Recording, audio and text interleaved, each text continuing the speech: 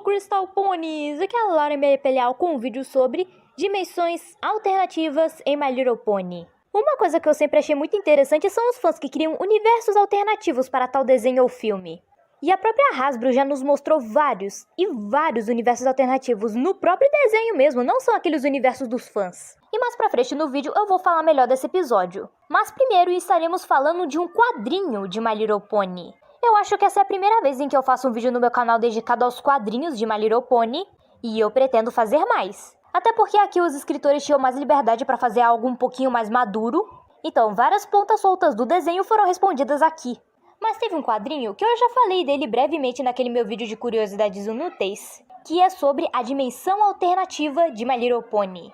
E a história é o seguinte: a Princesa Celestia e o Starswill acabam descobrindo um portal que vai parar em outra dimensão, mas nessa dimensão todos os papéis estão trocados. Por exemplo, a Celeste e a Luna, que são as governantes de Equestria nessa dimensão, elas são vilãs, e o Rei Sombra que governa Equestria. Mas voltando à história, assim que a Celeste e o Starswill descobrem um portal, eles entraram. Aí eles foram lá, fizeram uma visita nessa outra dimensão, conheceram o Rei Sombra do Bem, mas o Starswill aconselhou a Celeste a não voltar naquela dimensão, porque se ela ficasse entrando e saindo do portal o tempo todo, poderia acontecer alguma coisa muito ruim. Mas a Celestia não deu ouvidos, porque ela estava apaixonada pelo Rei Sombra da outra dimensão. Mas tudo que é bom dura pouco. E o Starswill acaba descobrindo essas visitas secretas e proíbe ela de passar pelo portal de novo. Só que pela segunda vez, ela ignora o Starswill e entra no portal. Lembra quando o Starswill disse que ia acontecer alguma coisa muito ruim se ela continuasse entrando no portal? Então, aconteceu. O portal acaba se quebrando e os dois mundos começam a colidir. E por causa disso, as Many Six tiveram que entrar nessa dimensão para conseguir consertar tudo. E enquanto elas estão nessa dimensão, elas acabam descobrindo coisas bem interessantes. Primeiro, elas acabam descobrindo da pior forma possível que naquela dimensão elas eram bandidas. Sim, as Many Six, nessa dimensão alternativa, são foragidas procuradas pela polícia. Tem até mesmo um cartaz de procuradas. Mais pra frente também nos é revelado que o Discord é um super-herói que todo mundo admira e respeita. Inclusive, ele até mesmo tem uma estátua própria.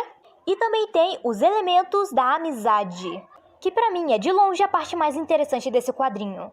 Porque a Trixie é um alicórnio e ela representa a humildade, o Flynn e o Flan são a justiça, a Chrysalis é o amor e a Derp é a sabedoria. Não foi mostrado no quadrinho quem representa os outros dois elementos da amizade, porque são 6 e não 4.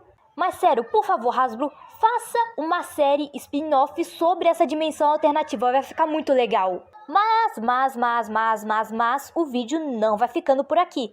Porque o último episódio da 5ª temporada também nos mostrou várias dimensões alternativas. E viagem no tempo.